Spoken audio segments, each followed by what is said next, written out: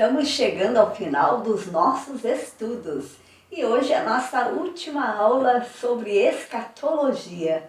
Que bom ter você conosco, sempre acompanhando, participando, anotando, realizando os questionários e juntos vamos aprendendo mais e mais da palavra de Deus. Vamos fazer uma oração para iniciarmos a aula de hoje? Senhor, quão grande é a tua bondade, quão grande é o teu amor para conosco, em nos dar mais uma oportunidade de estarmos meditando na tua palavra. Queremos, Senhor, que cada professor, cada pai, cada mãe, cada pessoa que está acompanhando os estudos bíblicos possam estar amando mais a tua palavra e poder compartilhar com alegria, com carinho, para o coração dos pequeninos. Abençoa as crianças de todo o nosso Brasil. Abençoa as crianças de todo o mundo, Pai. Os pequeninos que o Senhor tem tanto carinho, que são projetos do Senhor para esta terra. Senhor querido, nós te agradecemos por tudo e te pedimos as tuas bênçãos em nome de Jesus. Amém. Na segunda parte do nosso estudo sobre escatologia, vamos iniciar falando sobre a grande tribulação. Será um evento que ocorrerá paralelamente ao tribunal de Cristo e às bodas do Cordeiro. Nesse período, o templo em Jerusalém será reerguido, antes ou depois do arrebatamento da igreja. Mas de uma coisa nós temos certeza, esta profecia está prestes a se cumprir. Vamos relembrar algumas fases do templo. O Santo Templo, construído por Salomão, não pode ser visto apenas como um assombro arquitetônico. É a concretização de um ideal que, tendo início com os patriarcas, fez-se realidade com o suntuoso edifício que o filho de Davi ergueu em Jerusalém. Quando o povo de Deus se desviou e foi levado ao cativeiro, após terminar os 70 anos de exílio, o Senhor desperta o espírito de Zorobabel a fim que reconstrua o santo templo. Passado quase 5 séculos, eis que Herodes põe-se a reformá-lo e transforma-o numa das mais notáveis edificações do Império Romano. Nos anos 70 depois de Cristo, os exércitos romanos, sob o comando de Tito, destroem completamente o Santo Templo, conforme antecipara o Senhor Jesus. Desde então, os judeus privados do santuário não mais puderam oferecer a Deus os sacrifícios prescritos no Antigo Testamento, mas com muito anelo aguardam a reconstrução do Santo Templo em Jerusalém. As profecias que fazem referência à reconstrução do templo é a 70ª semana de Daniel.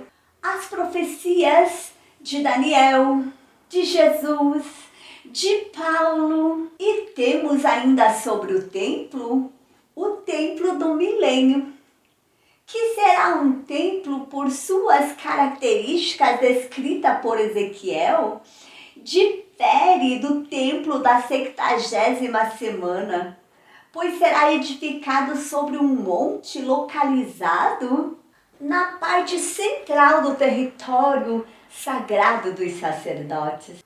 Os seus átrios serão murados para evitar a sua profanação. Nesse templo, a glória de Deus haverá de manifestar-se a Israel e ao mundo, e sobre ambos os povos estará governando Cristo, o Cristo de Deus, como o Rei dos Reis e Senhor dos Senhores. Na grande tribulação, terá a manifestação do anticristo. Sobre o anticristo, podemos ler em 2 Tessalonicenses, capítulo 2, versículo 4. O qual se opõe e se levanta contra tudo que se chama Deus ou se adora, de sorte que se assentará como Deus no templo de Deus, querendo parecer Deus. Embora o anticristo não se haja manifestado ainda plenamente, o seu espírito aí está, transtornando igrejas, torcendo as sagradas escrituras, alterando a configuração política das nações, apoderando-se dos organismos internacionais, objetivando a instauração do seu império numa rebelião aberta contra Deus. Sobre a tríade maligna, temos a manifestação do dragão, um gigantesco dragão de muitas cabeças, muitos chifres. Este dragão é identificado no capítulo 12, versículo 10, como Satanás. Assim como o cavalo vermelho, no capítulo 6, versículo 3, significa sangue e morte. Também o vermelho deste dragão é uma referência ao fato de Satanás ser um assassino desde o princípio. O anticristo não admitirá ser o anticristo. Ele chamará ser o Cristo real, querendo ser ele o Cristo. O falso profeta, ele estará à frente da igreja apóstata durante a primeira parte da grande tribulação. Os verdadeiros crentes já terão sido arrebatados para o encontro com o Senhor Jesus dos ares. Assim, o falso profeta tornar-se-á o líder do sistema religioso mundial, aquele que o anticristo estabelecerá na última parte da grande tribulação. A marca da besta. Através da história, vem se tentando identificar o anticristo nos ditadores e tiranos. O Apocalipse nada fala sobre a soma de números do nome da besta. A única chave é esta: é o número de um homem. Expositores da Bíblia interpretam os 6 para simbolizar a raça humana, os 3 para designar a Trindade, a tripla repetição 666. Pode simplesmente significar que o anticristo é um homem que crê ser um Deus. O anticristo será um homem personificado, personificando o diabo, porém apresentando-se como se fosse Deus. Ele será o maior líder de toda a história, acima de qualquer famoso general ou governante mundial conhecido. Além da ação diabólica direta, outros fatores contribuirão decisivamente para a implantação do governo do anticristo, como poderio bélico, alta tecnologia e poder econômico. Ele influenciará as massas com seus discursos. Ele será recebido uma solução das crises sociais e políticas que fustigam o mundo inteiro, para os quais os líderes mundiais mais capazes não encontram solução. Paulo escreve que o anticristo será destruído pela palavra de Deus. Que o Senhor Jesus não nos deixe ser seduzidos pelo engano, nem pelas mentiras do adversário. Como guardaste a palavra da minha paciência, também eu te guardarei da hora da tentação que há de vir sobre todo o mundo, para tentar os que habitam na terra. Apocalipse capítulo 3, versículo 10. A grande tribulação é um período de aflição e angústias incomuns, que terá início após o arrebatamento da igreja. Deus O justo juiz estará enviando sobre o mundo o seu juízo. Este período de aflição e angústia terá a duração de 7 anos, semanas de anos. Com o surgimento do anticristo, ele será aceito tanto pelos judeus quanto pelos gentios. Eles o terão como seu Messias, como seu Salvador. O período da grande tribulação remonta à profecia das 70 semanas, das quais falou o profeta Daniel. A grande tribulação será dividida em 2 partes, 2 metades. A metade da semana profética, mencionada em Daniel, capítulo 9, versículo 27. A segunda metade da semana profética será ocupada pela grande tribulação, pois que quando disserem a paz e segurança, então lhes sobrevirá repentina destruição, como as dores de parto àquela que está grávida, e de modo nenhum escaparão. O falso profeta, juntamente com o diabo e o anticristo, vão formar a chamada Trindade Satânica, que dominará o mundo após o arrebatamento da igreja. O governo do anticristo prevalecerá por 3 anos e meio. A grande tribulação e os juízos de Deus sobre o mundo. O livro selado e sua abertura. João viu um livro escrito por dentro e por fora, com 7 selos. Ninguém podia abrir o livro. Jesus é o único digno de abri-lo e desatar os 7 selos. Com a abertura do primeiro selo, surge um cavalo branco com um cavaleiro.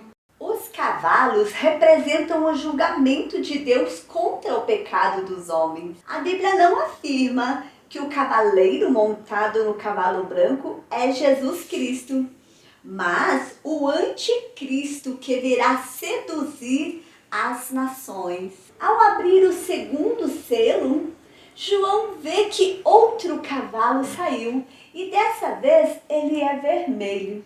Este cavalo vermelho representa a guerra, o sangue que será derramado na terra. Haverá uma terrível guerra mundial. O inimigo atacará Jerusalém, profanará o templo e os judeus serão aconselhados a fugir para as montanhas. O terceiro selo, como resultado da guerra, haverá uma terrível fome, figurada pelo cavalo preto. E quem não tiver o sinal da besta, não poderá comprar nem vender. Haverá uma escassez nunca vista. Na abertura do quarto selo, aparece um cavalo amarelo, simbolizando a morte que acontecerá em decorrência dos flagelos anteriores. No quinto selo, João deixa de ver animais e tem a visão dos mártires que foram mortos na grande tribulação. Foram mortos por sua fé em Cristo, por seu testemunho e amor à palavra de Deus. Estes são salvos em meio à grande tribulação. Eles clamam por vingança contra os que habitam sobre a terra. O sexto e o selo, vê-se um grande tremor de terra, eclipse total do sol, a lua fica vermelha, estrelas caem, meteoros, o espaço sideral se muda, os montes e ilhas são arrasados, os governantes da terra, os poderosos e os povos se escondem, clamando que os montes caiam sobre eles por causa da ira do Cordeiro. Não se sabe quantos morrerão neste evento. Quando o sétimo selo for aberto, o mundo já estará na segunda metade da grande tribulação. 7 anjos tocam 7 trombetas e vários acontecimentos catastróficos têm início. a vegetação é queimada, os mares são atingidos pela mortandade dos peixes, rios e fontes de águas são prejudicados. O espaço sideral é abalado, demônios e anjos terríveis são soltos e atormentam os moradores da terra. A terça parte dos homens morre pelas catástrofes enviadas por Deus, como juízo sobre o mundo pecaminoso que blasfema contra seu Criador. As 7 taças da ira de Deus representam as últimas pragas e os últimos juízos de Deus sobre a humanidade ímpia. 7 anjos são encarregados de derramar esses juízos terríveis sobre os homens, sobre aqueles que rejeitaram a Cristo. No capítulo 16 de Apocalipse, são descritos os eventos das 7 taças. Muita gente supõe que após o arrebatamento da igreja, a Bíblia perderá sua inspiração. Mas isso é antibíblico. A palavra de Deus, ela subsiste eternamente. A palavra de Deus é o fundamento do juízo final. Porque além dos outros livros que serão abertos no dia do juízo, as escrituras sagradas estarão lá. Nela encontramos tanto as promessas quanto os juízos divinos. E cada um dos juízos de Deus é para sempre. A Bíblia Sagrada não perderá a sua divina inspiração. Então quem a proclamará após o arrebatamento da igreja? O Apocalipse mostra que esse trabalho ficará a cargo dos mártires, dos 144.000, das 2 testemunhas e do anjo que percorrerá os céus com o Evangelho eterno. Se o Apocalipse mostra que haverá salvação nesse período, e que nesse período a palavra de Deus continuará a ser proclamada, perguntamos: estará o Espírito Santo na terra durante a grande tribulação? Sim, ele aqui estará. Mas como conciliar isso com a passagem de 2 Tessalonicenses capítulo 2, versículo 7? Temos a resposta do pastor Donald Stamps, comentarista da Bíblia de Estudo Pentecostal.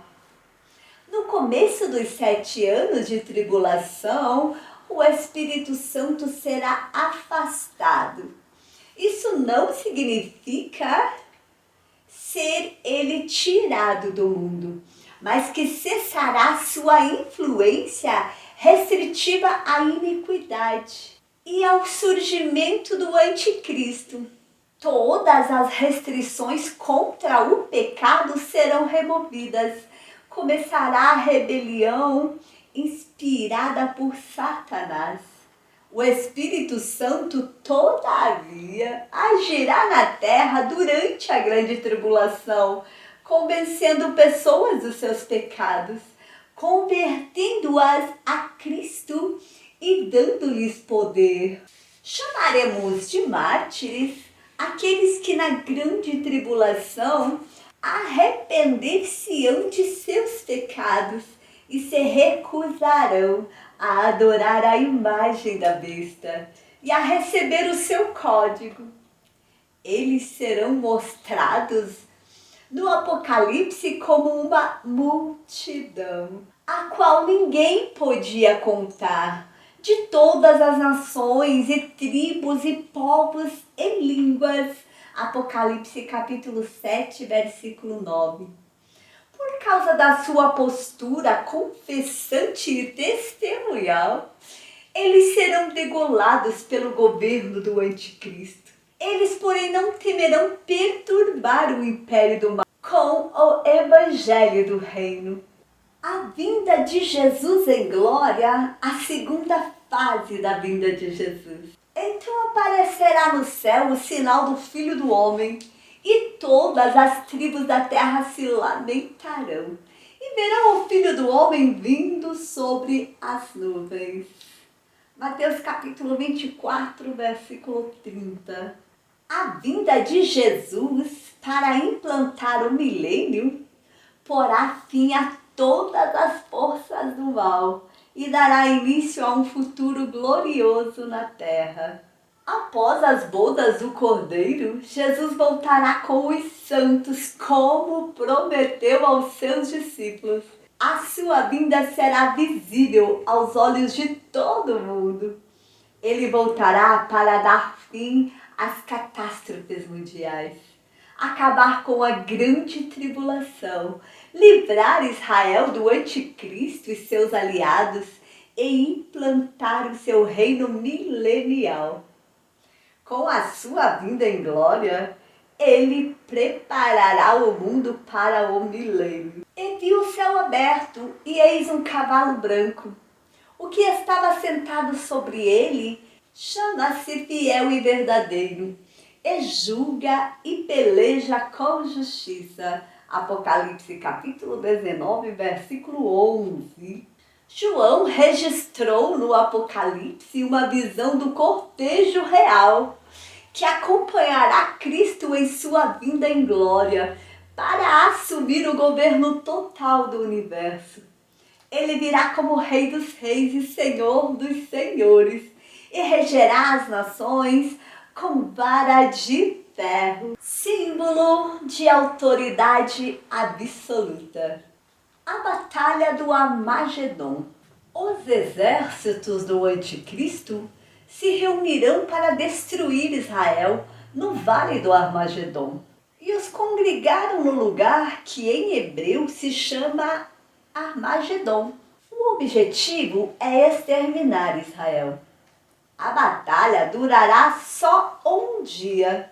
Será uma batalha em que Israel não terá condições de vencer pelas armas humanas. A situação de Israel será muito crítica. Então Jesus descerá para socorrer Israel. Ele destruirá as nações que vierem contra Jerusalém.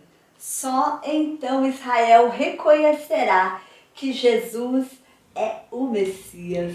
O anticristo se voltará contra Jesus.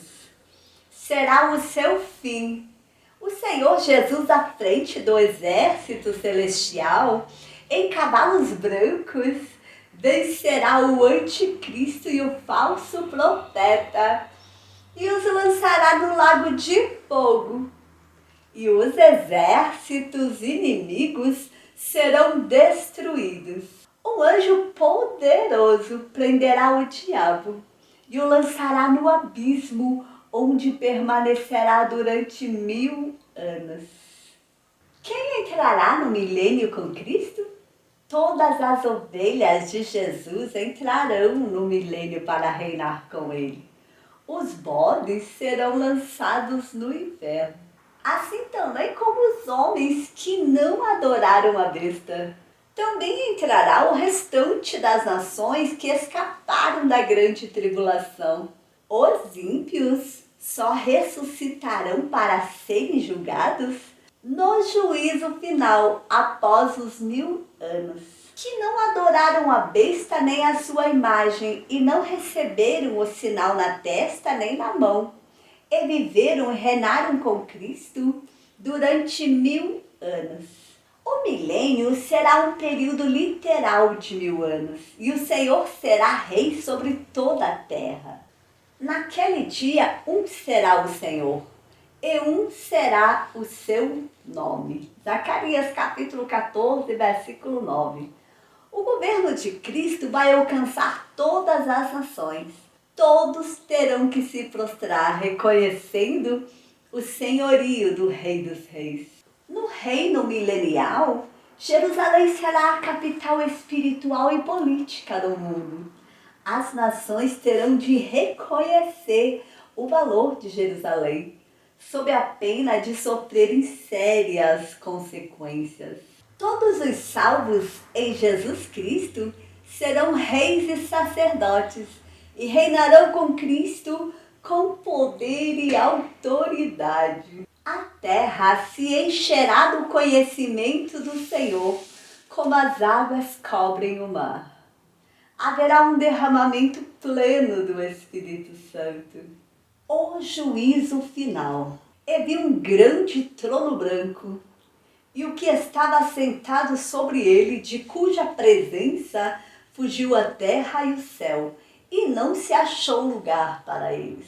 Depois de terminado o período do milênio, Satanás será solto para provar os que nasceram durante o milênio e que ainda não tiveram oportunidade de ter sua fé provada diante das tentações malignas. E o diabo que os enganava foi lançado no lago de fogo e enxofre, onde está a besta e o falso profeta. E de dia e de noite serão atormentados para todo o sempre. Só depois da última rebelião do maligno e de sua prisão para sempre é que será estabelecido o juízo final. De acordo com a Bíblia, o juízo final do trono branco ocorrerá logo após a segunda prisão de Satanás. Jesus terá ao seu lado a igreja glorificada. Jesus, juntamente com sua igreja, há de julgar os vivos e os mortos na sua vinda e no seu reino. Diante de Jesus, todo joelho se dobrará, queiram ou não. Se prostrarão diante dele os ditadores, governantes, juízes, juristas, políticos, cientistas, militares de todas as patentes, milionários em sua soberba, arrogância e prepotência, e também os pobres, analfabetos e miseráveis, se não tiverem aceitado a Cristo como Salvador. Serão julgados todos os que desde Caim amam e praticam a iniquidade. Os anjos caídos que se rebelaram contra Deus também terão de comparecer ao julgamento para receber o seu castigo. Também vão prestar contas a Deus todos os falsos profetas, os falsos obreiros e pseudo-pastores que afastaram as pessoas e as impediram de conhecer o Filho de Deus. Ali estarão todos os governantes, magistrados, juízes e políticos que aprovaram leis contra princípios divinos, leis que perverteram o direito dos pobres, dos órfãos e das viúvas.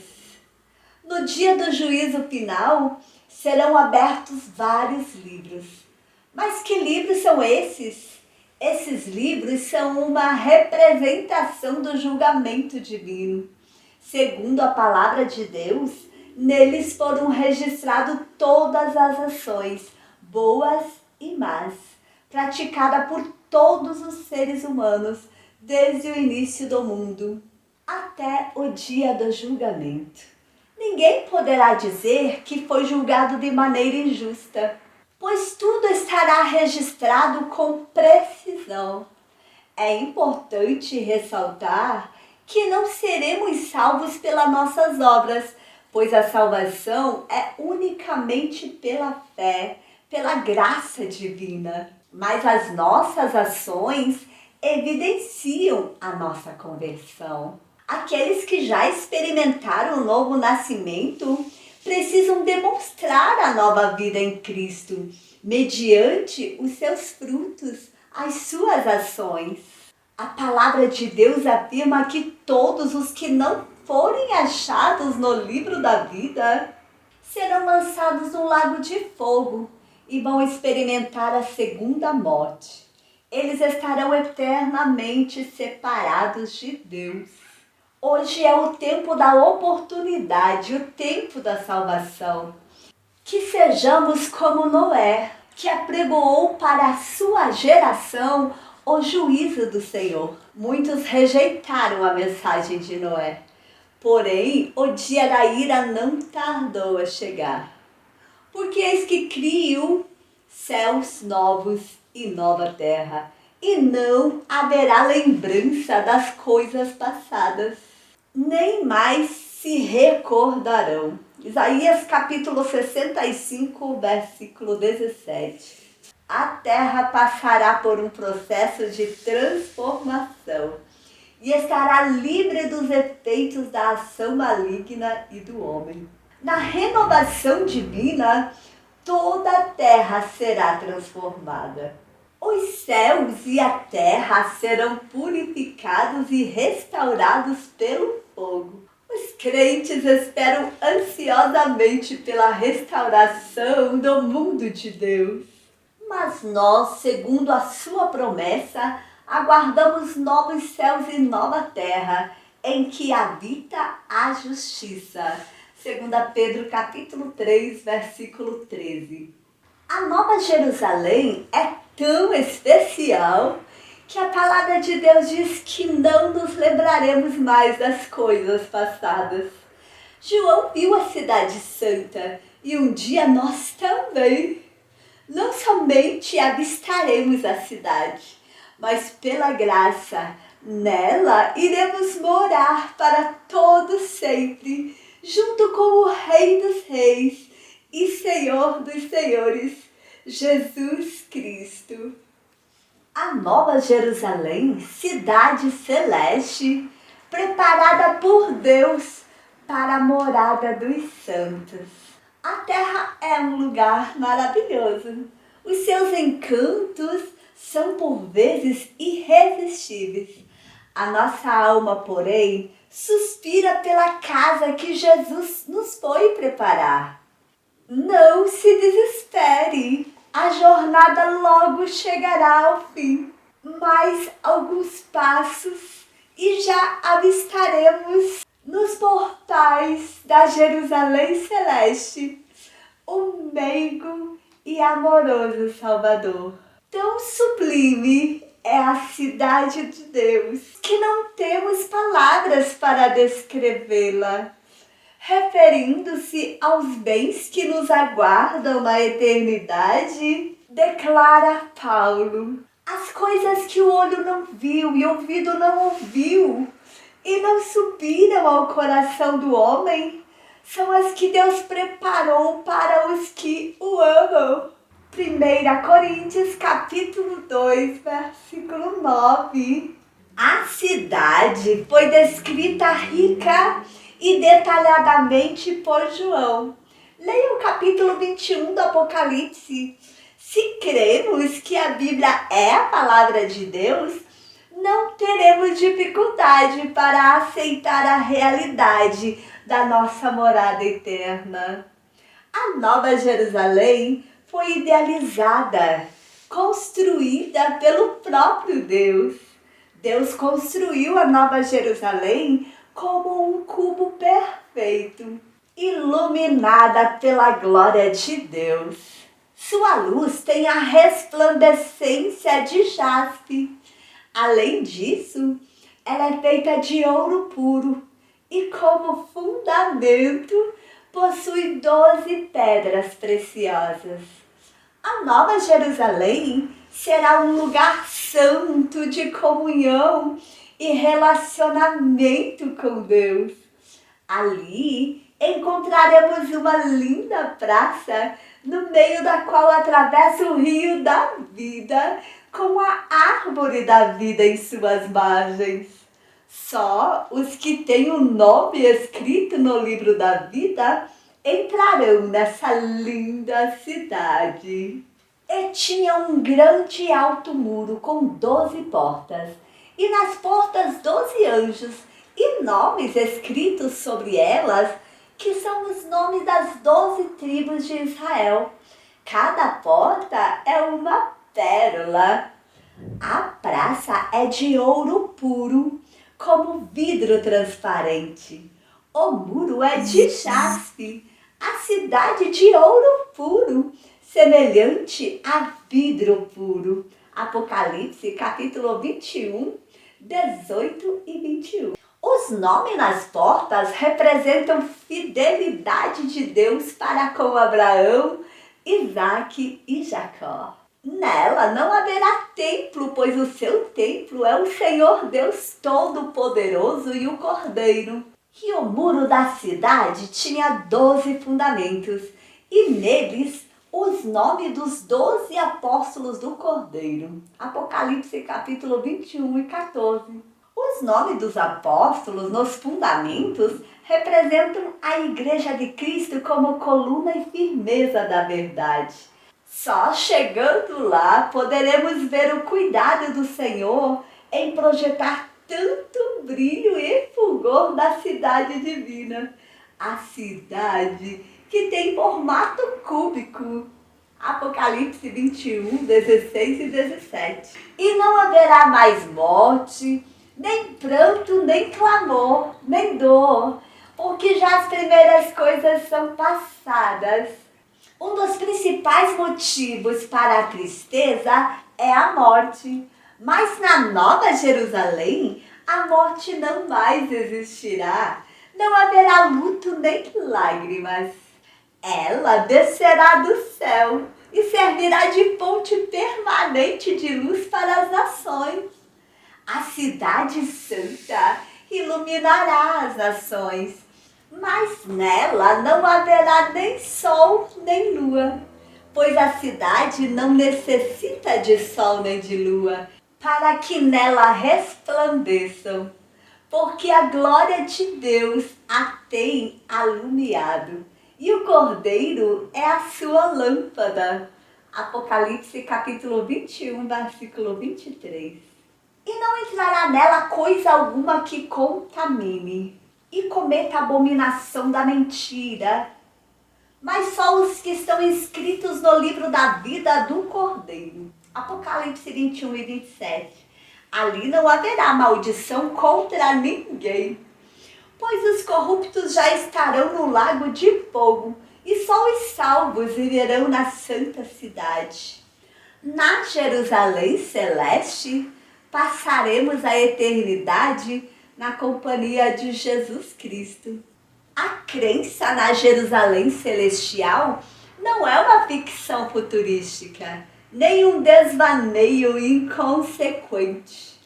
Trata-se de uma doutrina sólida, cujas raízes podem ser descobertas já no alvorecer da história sagrada. Vemos no sonho de Jacó, o patriarca viu uma escada unindo a terra ao céu, e por esta desciam e subiam os anjos de Deus.